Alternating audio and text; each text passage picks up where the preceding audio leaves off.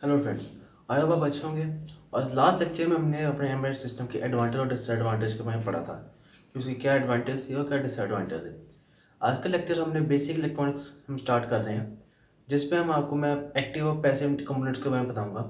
ये वो कंपोनेंट्स हैं जो हम अपने एम्बेडेड सिस्टम में यूज़ करते हैं। जो हम कोई भी एप्लीकेशन बनाते हैं उसमें जो कंपोनेंट्स हम यूज़ करते हैं हम उसके बारे में पढ़ेंगे।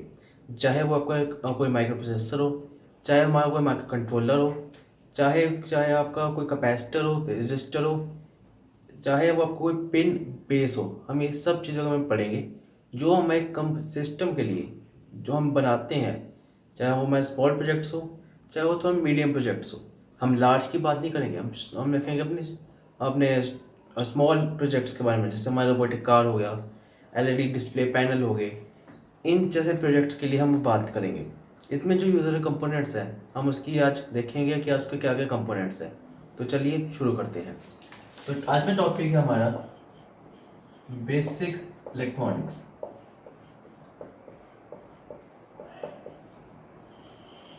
इसके अंदर मेरे पास दो आते हैं, एक्टिव एंड पैसिव कंपोनेंट्स।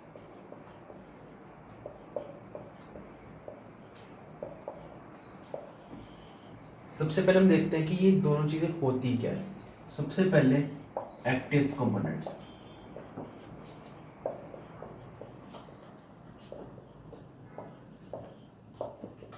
इसके अंदर जो भी हमारा कोई कंपोनेंट होगा उसका कोई गेन होगा एंड उसकी कोई डायरेक्शन होगी कि किस डायरेक्शन में हमें डायरेक्शनैलिटी, किस डायरेक्शन में हमें वो जो उसका करंट है कि जो चार्ज है वो फ्लो करेगा।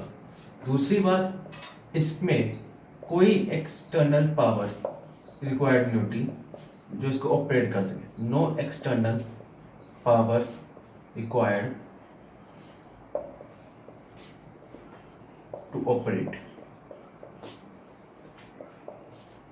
इसकी कुछ एग्जांपल्स है जो क्या, जैसे कि डायोड, बीजेटी, मॉसफेट, फैट्स। अब आ जाती है पैसिव की, passive components.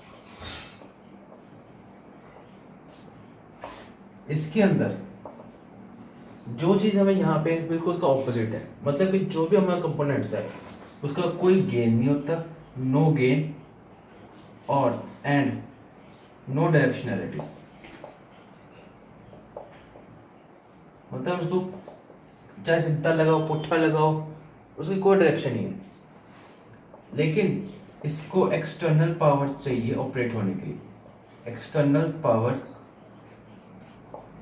Required to operate. इसकी एग्जांपल्स है रजिस्टर, कैपेसिटर, इंडक्टर, ट्रांसफॉर्मर। तो ये तो थी हमने जाना कि हमारे पास एक्टिव कंपोनेंट क्या होते हैं और पैसिव कंपोनेंट्स क्या होते हैं। अब हम देखेंगे इनको एक एक करके देखते हैं। तो आज जो सबसे पहले मैं कराने जा रहा हूँ वो है रजिस्टर। तो चलिए देख, मैं इसको रिलीज कर रहा हूँ, आप इसका स्क्रीनशॉट ले सकते हो।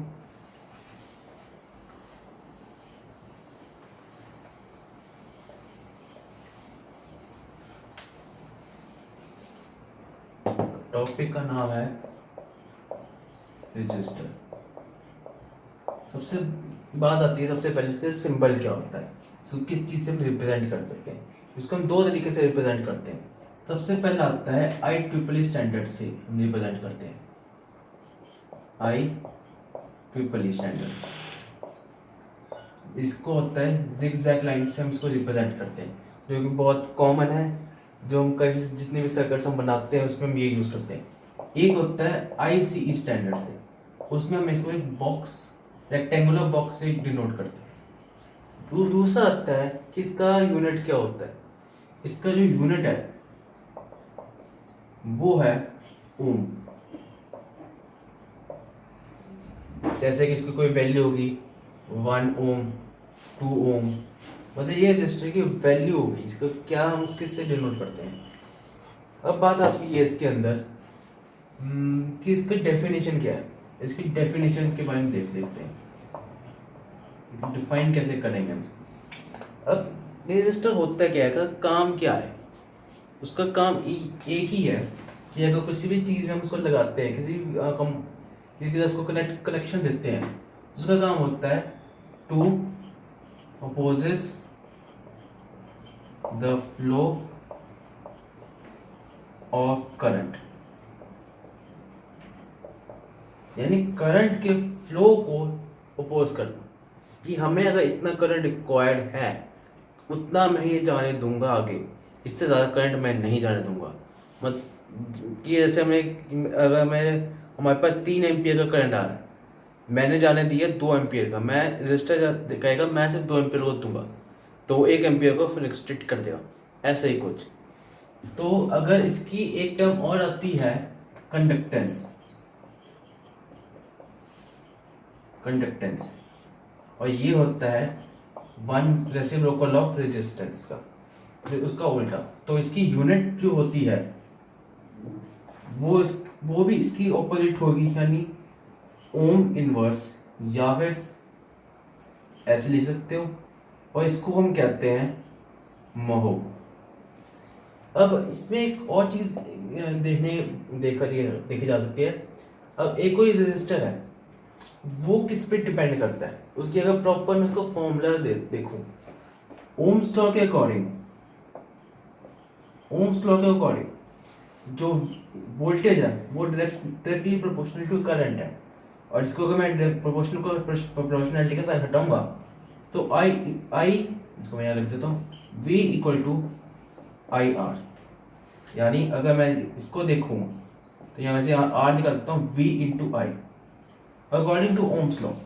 बट ये प्रॉपरली एक्यूरेट नहीं है, नॉट 100%। तो एक्यूरेट क्या होगा, तो एक आती है टर्म, मैं इसकी ऊपर से इरेज कर रहा हूँ, रेजिस्टिविटी। मैं ये टर्म डिफाइन करता हूँ। ये रेजिस्टिविटी जो हमारे रेजिस्टर है उसके जो डायमेंशन होगी, उसका कुछ एरिया होगा, उस पर डिपेंड जो करता है, यानी ये हो जाएगी directly proportional to length of resistor by area of resistor. अगर मैं इस प्रोपोर्शनलिटी लाइन को हटाऊंगा तो R equal to rho L by A, ये एक्यूरेट है।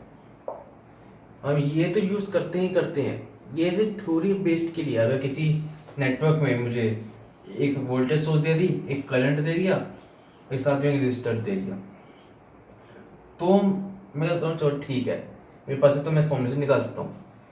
लेकिन एक्यूरेट ये है, सबसे ज़्यादा एक्यूरेट ये नॉट 100%, कई केसों में ये सही है। तो अब मैं बात करता हूँ, अगर मेरे पास कुछ 3-4 रेजिस्टर्स हैं, उनका क्या इक्विवेलेंट क्या होगा, मुझे एक इक्विवेलेंट रेजिस्टर्स की वैल्यू चाहिए। तो उसके लिए हमारे पास टॉपिक आता है, मैं इसको रेज कर रहा हूँ,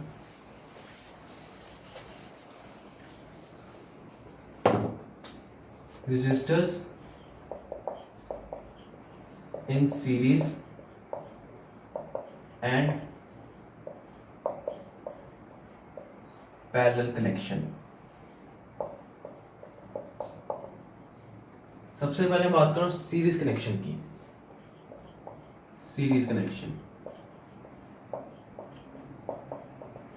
कनेक्शन का क्या मतलब है कि मेरे पास एक वोल्टेज सोर्स है, ये मैं यहां बनाता हूं, मेरे पास एक वोल्टेज सोर्स है, इसके अक्रॉस 1 2, ये रजिस्टर 1, ये रजिस्टर 2, और ये हमारा वोल्टेज, 2 रजिस्टर मेरे पास कनेक्टेड है। अब मुझे इनका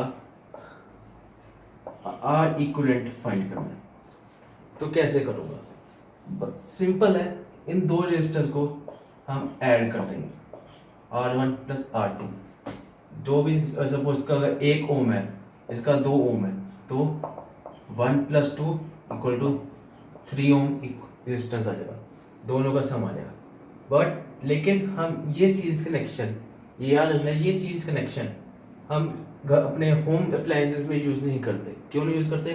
क्योंकि अगर एक भी डिस्टेंस कट हो गया, यहाँ पे कोई शॉर्ट हो गया, खराब हो गया, तो यहाँ पे एक हमारे पास खाली स्पेस बच जाएगी, ओपन कनेक्शन हो जाएगी, तो करंट आगे जाएगा नहीं, और हमारे पास ये खाली अपना ये भी नहीं चलेगा।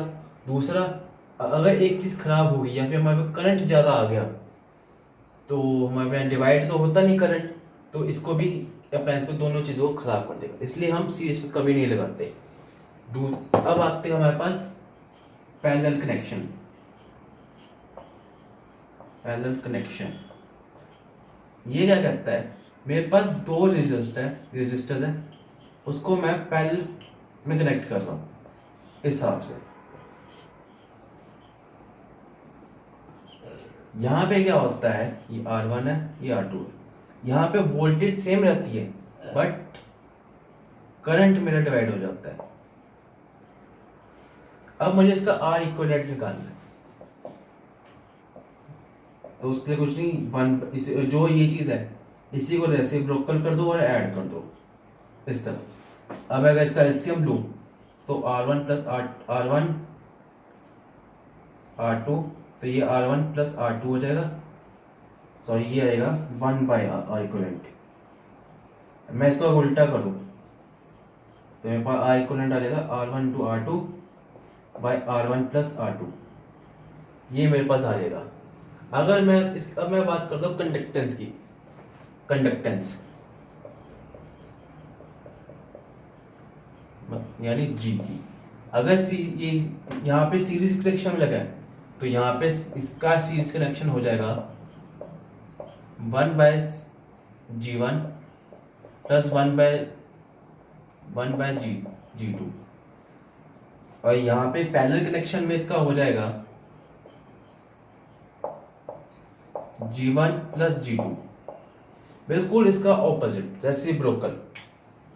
तो चलिए, ये तो हो गया, हमने सीरीज और पैरेलल कनेक्शन की बात कर ली। अब बात करते हैं कि अगर हमारे पास कोई रजिस्टर है, अब उसकी वैल्यू क्या होती है, कि हमने अगर कोई कनेक्शन बनाना है, उसमें मुझे 1 किलो ओम का रजिस्टर चाहिए, 100 ओम का रजिस्टर चाहिए, तो हम उसकी पहचान कैसे करते हैं? या फिर हमें कलर कोडिंग दे दी, उसके ऊपर कुछ बैंड्स होते हैं, उसके कलर्स होते हैं। अब मैंने उस बैंड को की वैल्यू फाइंड कर दी कि ये कितने ओम का रजिस्टर है, कितने किलो ओम का रजिस्टर है, तो चलिए वो देखते हैं। सबसे पहले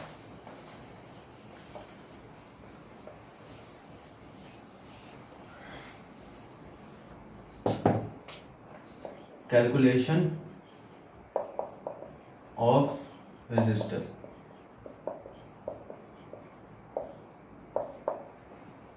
ये भी इसके अंदर जो हमारे पास रजिस्टर्स होते हैं वो 3 टाइप के होते हैं, यानी इसके जो बैंड्स है वो 4 बैंड हो सकते हैं, 5 बैंड्स हो सकते हैं, या 6 बैंड हो सकते हैं। अब बात आती है इसको कैलकुलेट कैसे करना है। हमारे पास एक टेबल होता है जिसमें हमारे पास उस पर कुछ कलर्स दे होते हैं कि कौन से कलर का बैंड है, वो आपको एंड ऑफ द वीडियो मिल जाएगा। उसकी एक फ़ोटो है, वो आपको एंड ऑफ द वीडियो मिल जाएगी। लेकिन उससे पहले इसका हम कुछ फॉर्मूला ड्राइव करते हैं। सर अगर मेरे पास 4 बैंड्स है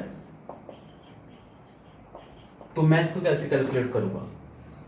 इसका मैं फॉर्मूला आपको देता हूँ, एक D1 और D2, ये ऐसे लिख दो, इसको एक मल्टीप्लायर से मल्टीप्लाई कर दो, प्लस इसका कुछ टॉलरेंस होगा।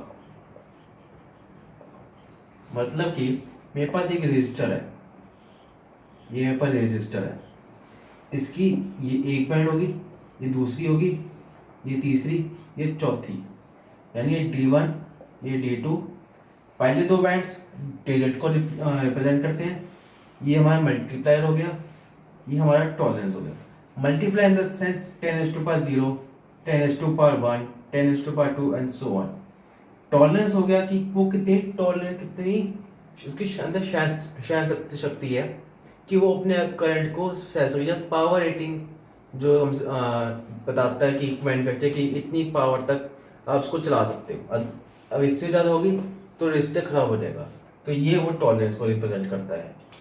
ऐसे ही अगर मैं कहूँ मेरे पास 5 बैंड्स आ गए, 5 बैंड्स। यहाँ पे भी सेम है, बस यहाँ पे अपने D1 D2 D3 ये आ गया आपका। इसको मल्टी कर दो मल्टीप्लायर से, प्लस टॉलरेंस आ गई। ये हो गया 5 बैंड्स के लिए। ऐसे ही 6 बैंड्स ले कर दो। 6 बैंड्स में सेम ये रहेगा, D1 D2 D3 into multiplier plus tolerance plus यहाँ पे आ जाएगा आपका टेम्परेचर कोफिशिएंट। टेम्परेचर कोफिशिएंट कि कौन किस, अब इसमें हमारा टेम्परेचर डिफाइन कर दिया कि वो कितने टेम्परेचर तक चल सकता है। ये तो हो गया हमारे पर बैंड्स की, उसके क्रैंप हो गया। अब मैं आपको एक क्वेश्चन देता हूँ, मुझे उसका आंसर आप कमेंट सेक्शन में देना। मेरे पास एक रजिस्टर है जिसके बैंड्स आएंगे, बैंड के कलर है red, blue, green and gold. आपने मुझे इसकी वैल्यू बतानी है, इसकी वैल्यू क्या होगी। सेकंड है, मेरे पास 220 ओम का रेजिस्टर है, आपने मुझे इसका कलर बैंड बताना है। इसके कलर बैंड क्या होगा, ये आपका होमवर्क है। मुझे आप इसका आंसर कमेंट सेक्शन में बताना। ये हम कल डिस्कस करेंगे नेक्स्ट लेक्चर में। अब मैम इसके बाद हमारे पास आता है टर्म कि अब इसकी ये तो होगी बैंड के ऊपर कि भी ये तो होगा बैंड बेस्ड। अब इसकी एक्चुअल टाइप्स कितनी होती है वो भी हम देख लेते हैं। ये जो टाइप्स है, टाइप्स ऑफ रजिस्टर,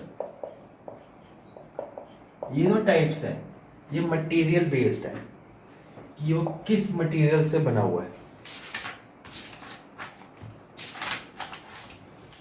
सब ये हमारे पास 4 तरह की होती है। सबसे पहला है वायर बाउंड, सेकेंड है कार्बन कंपोजिशन,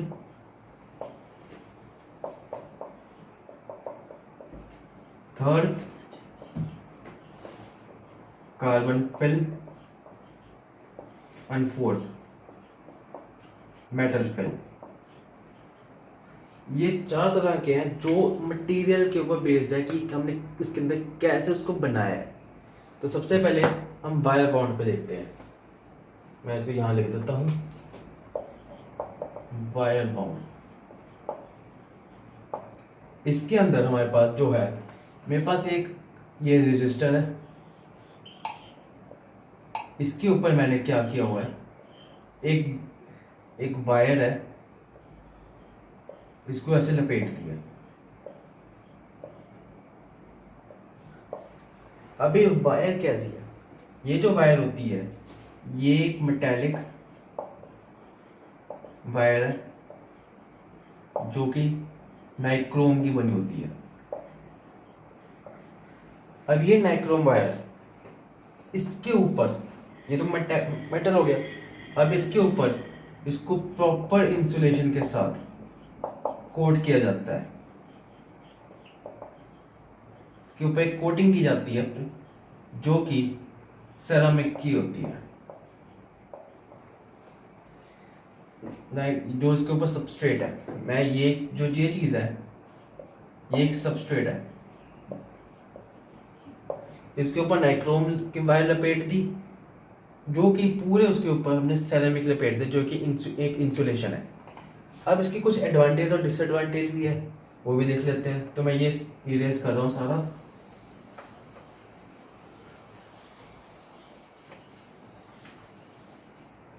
अब इसके कुछ एडवांटेज है और डिसएडवांटेज है। एडवांटेज एंड कुछ डिसएडवांटेज है। इसकी आपको इसका जो डायग्राम है वो भी आपको एंड ऑफ द वीडियो में मिल जाएगा। तो जो इसकी एडवांटेज है, सबसे पहले हम वो देखते हैं। इसके अंदर जो एडवांटेज है, सबसे पहला इसकी high voltage. High voltage. Second है very low value resistance, resistor can be made easily. अब इसमें टर्म आ गई वोल्टेज। अब आप कहोगे कि वोल्टेज क्या होता है, मैं यहाँ लिख देता हूँ वोल्टेज। अब नाम से पता चलता है वॉट यानी पावर, मतलब कि एक रजिस्टर की पावर रेटिंग को हम डिफाइन करते हैं कि वो कितनी पावर का है। अब ये भी तीन तरह के हैं, 1/2 वॉट, 1/4 वॉट एंड 1/8 वॉट। अब इसके अंदर जो हम अपने प्रोजेक्ट्स में यूज करते हैं वो 1/8 वॉट का है। ये 1/2 इंडस्ट्रीज में यूज करते हैं। आपने इसका साइज भी देखा है। 1/8 वॉट बहुत छोटे रजिस्टर्स होते हैं जो हम अपने पीसीबी में सोल्डर करते हैं। ये बहुत बड़े होते हैं, जो आपने देखा होगा किसी भी मशीन में देखा होगा, उसमें इतने बड़े बड़े और इतने मोटे, उसका जो वेट है वो बहुत मोटी है और उसका जो हाइट है वो भी बहुत बड़ी है। उसमें यूज़ होते हैं, ये इंडस्ट्रीज में यूज होते हैं और ये हमारे छोटे प्रोडक्ट्स में यूज़ होते हैं, इसलिए 1/8 वॉट होता है। अब आती है इसकी डिसएडवांटेज। पहली डिसएडवांटेज है इसकी कॉस्ट बहुत ज़्यादा है। सेकंड, इसका टॉलरेंस वो हाई बहुत ज़्यादा है, टॉलरेंस इज हाइयर। हमें लो टॉलरेंस चाहिए, ज़्यादा से ज़्यादा हाई नहीं, कुछ कम परसेंट में चाहिए, वो मैं आपको बाद में बताऊंगा। तो ये तो थी इसके एडवांटेज और डिसएडवांटेज। आप इसको पॉज करके इसकी स्क्रीनशॉट ले सकते हो या फिर नोट्स ले सकते हो। अब बात ये है कि हमने इसको सॉल्व कैसे करना है, वो मैं यहाँ लिख देता हूँ इसका सॉल्यूशंस। अब इसकी डिसएडवांटेज को कम करने के लिए, सॉल्व करने के लिए हम क्या चीज़ यूज़ करते हैं। जैसे अगर जो मैंने पिछला डायग्राम बनाया था एक बॉक्स बना के, उसमें अब हम सिंगल बार यूज़ कर रहे हैं। हम यहाँ पे दो चीज़ें लेते हैं। दूसरा है, पहला है बाइफिलर, सेकंड है आर्टन पेरी। हम ये दो चीज़ें यूज़ करते हैं, मतलब कि इसके अंदर हम दो वायर्स यूज़ करते हैं, दोनों में दो यूज़ करते हैं, लेकिन उसको जो लपेटने का तरीका है, वाउंड करने का तरीका है, वो अलग है। इसमें हम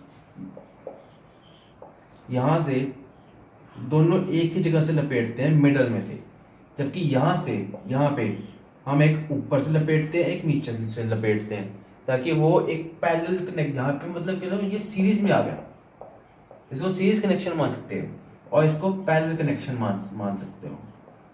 तभी इसका अगर 2R है तो parallel by 2R equal to R हो जाएगा। और ये आपका अगर सपोज ये 2R है तो प्लस 2R होकर आपका 4R बन जाएगा। तो ये एक तरीका है, दो तरीके हैं कि अगर कोई टॉलरेंस हाई है उसको थोड़ा लो करने के लिए। तो हम इसके सेकेंड पार्ट पे चलते हैं, मैं इसको इरेज करता हूँ।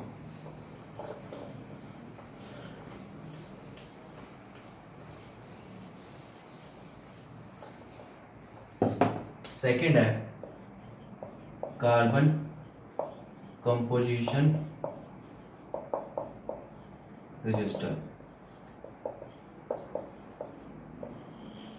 इसमें भी एक हमारे पास सबस्ट्रेट होगा जिसके अंदर हम कोई कार्बन पाउडर,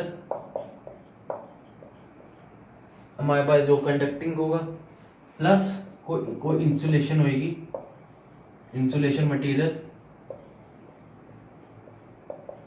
यूजुअली सेरामिक ही हम मेनली यूज करते हैं, और इससे ज़्यादा कोई और भी यूज़ करते हैं, लेकिन हम मेनली सेरामिक ही यूज़ करते हैं। उसके बाद हमारे पास आता है एक, इसके अंदर मतलब कह सकते हो कोई हमारे, जैसे आपने अगर कोई रजिस्टर देखा होगा तो वो एक सिलेंडर की शेप का होता है।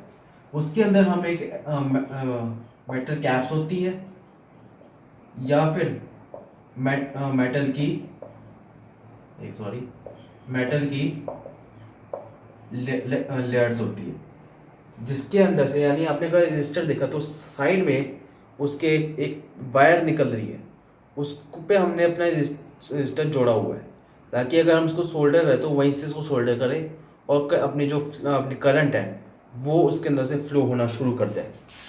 अब इसके अंदर हमारे पास ये तो हो गया कि इसके अंदर मटेरियल क्या है। एक तो हो गया मेटल कैप्स या मेटल एलईडीज होगी जो to hold sorry are attach to wires. तो थर्ड पॉइंट इसका आता है कि इसके अंदर एक रेजिन होता है जो इस चीज को to hold the to hold the mixture. मतलब कि जो हमने ये बनाया है कार्बन पाउडर प्लस सेरामिक या कोई भी इंसुलेटिंग मटेरियल है, उसका जो मिक्सचर है, जो उसका क्या कह सकते हैं डाइलेक्ट्रिक पार्ट है, वो ये चीज़ होल्ड करता है ताकि वो एक इंटैक्ट रहे, कोई लीक ना हो, या फिर जब बन रहा हो तब वो खराब ना हो जाए, इधर ना हो जाए। प्रॉपर क्वांटिटी में अगर इसके अंदर मैंने इंक डाली है, सपोज मैंने इसके अंदर इंक डाली है, तो वो होल्ड रखे। जो चीज़ के अंदर डली, जो इंक दे रही है, सप्लाई कर दिया है, वो होल्ड रहे, ये ना हो कि वो लीक कर जाए, सारा पेन खराब हो जाए, ऐसा चीज़ नहीं होनी चाहिए। दूसरी, इनकी जो रेशो है, ratio of mixture controls the resistance. इसका मतलब ये है कि वो ज़्यादा भी हाई रेटिंग का ना बन जाए, चाहे वो लो का ना बन जाए। हमें जो चीज़ चाहिए, जिस चीज़ का हमने इसको बनाया है, वो उतनी वैल्यू का ही रेजिस्टेंस बने। मतलब अगर सपोज मैंने 30-40 या फिर 30-70 इतने परसेंट का मैंने मिक्सचर लिया, तो मैंने किसी चीज़ को सोच के, उस चीज़ की वैल्यू को सोच के ही की है। अदरवाइज क्या होगा, अगर एक ऊपर नीचे हो गया करते टाइम, मैं तो लिया, मैं 30-70 का लिया, बट प्रोसेसिंग के टाइम वो अलग अलग होगी, परसेंटेज अलग होगी, तो मतलब उसकी वैल्यू चेंज होगी, वो पेट्रोल अपने से खराब हो जाएगा। जिस चीज़ के लिए मैंने बनाया है वो चीज़ नहीं बन पाएगी, मुझे दोबारा से स्टार्ट करना पड़ेगा। तो ये तो था इसको कैसे बनता है, इसका भी डायग्राम आपको एंड ऑफ द लेक्चर मिल जाएगा। अब बात करते हैं हम इसके कुछ एडवांटेज एंड डिसएडवांटेज की। एडवांटेज एंड डिसएडवांटेज की। इसका एडवांटेज एक ही है कि up to 22 meg ohm resistors are available, sorry not are available, can be made। इतने वैल्यू तक का हम रेजिस्टर्स बना सकते हैं।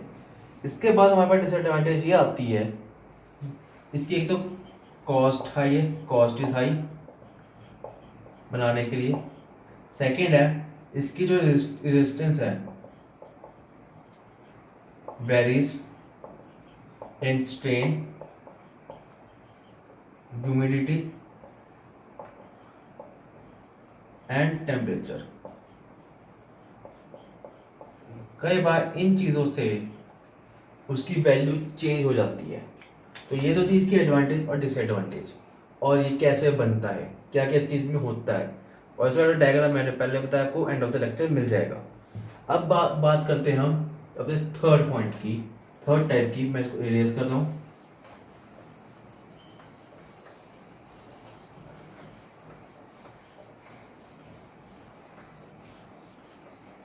थर्ड टाइप आता है इसके अंदर कार्बन फिल रजिस्टर। इसमें सेम है जो हमने कार्बन कंपोजिशन में पढ़ा था, बस इसके अंदर क्या है आपका कार्बन फिल प्लस सम इंसुलेशन मटेरियल,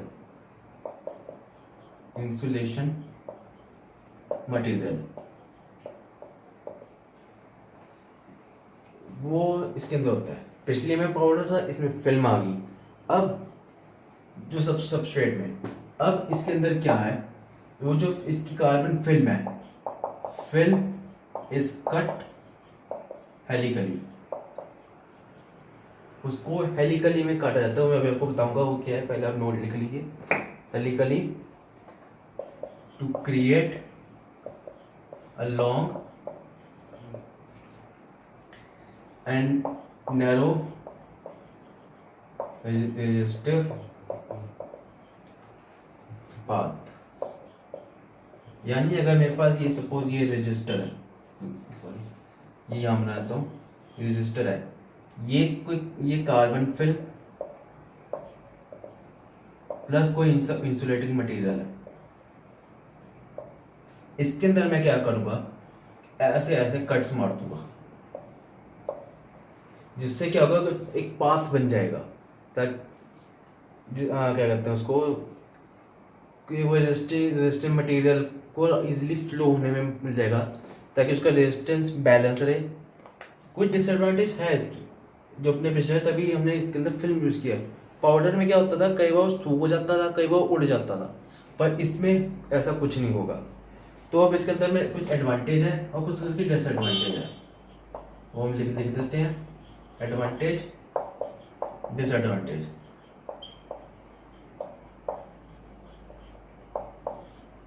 सबसे पहले इसके एडवांटेज ये है कि ये इसकी वाइड वेराइटीज है, wide variety. Second, wide variety का मतलब बहुत फैला हुआ है, इसकी टाइप्स कई सारी, किस हर साइज में बन सकता है, जैसे पिछले में ऐसा नहीं था। दूसरे में सेकंड है several mega ohm resistor can be made. ये पिछले वाले का एडवांटेज था। डिसएडवांटेज ये इसका ये था कि हम 22 मेगा ओम तक बना सकते हैं, बट ये उससे भी ज़्यादा हम बना सकते हैं, ये इसका एडवांटेज है। सेकेंड है, थर्ड है कॉस्ट इज लोअर। पिछले वाले की कॉस्ट हाई थी, ये लोअर होगी, और इस चीज़ से कार्बन फिल्म यूज़ करने से उसकी कॉस्ट हमने लो कर दी, कम कर दी। इसकी अब डिसएडवांटेज ये आती है, फर्स्ट है टेंडेंसी टू प्रोड्यूस नॉइज, इसके अंदर नॉइज प्रोड्यूस हो सकती है। सेकेंडली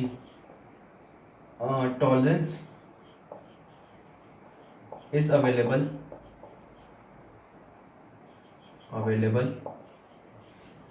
अप टू 5%, इससे ज़्यादा हमारे पास टॉलरेंस नहीं अवेलेबल। ये तो थी इसकी एडवांटेज कार्बन फिल्म रजिस्टर्स की। अब मैं बात करता हूँ अपने फोर्थ टाइप की, तो मैं इसको इरेज कर रहा हूँ।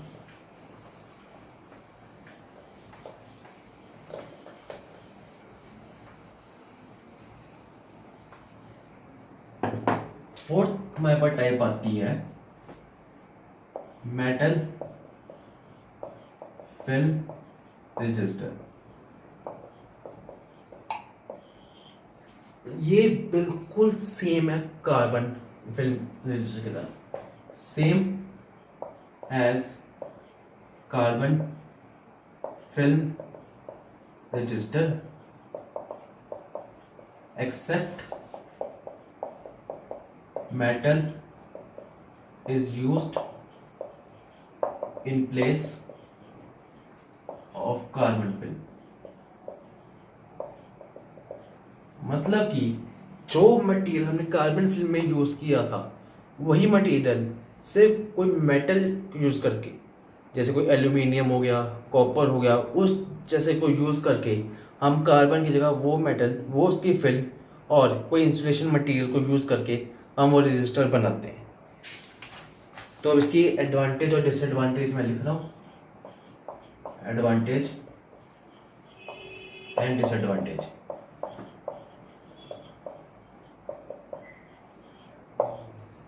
सबसे पहले इसकी एडवांटेज ये आती है कि इसके अंदर ये बहुत एक्यूरेट है, high level of accuracy.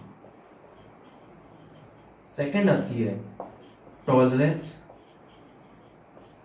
is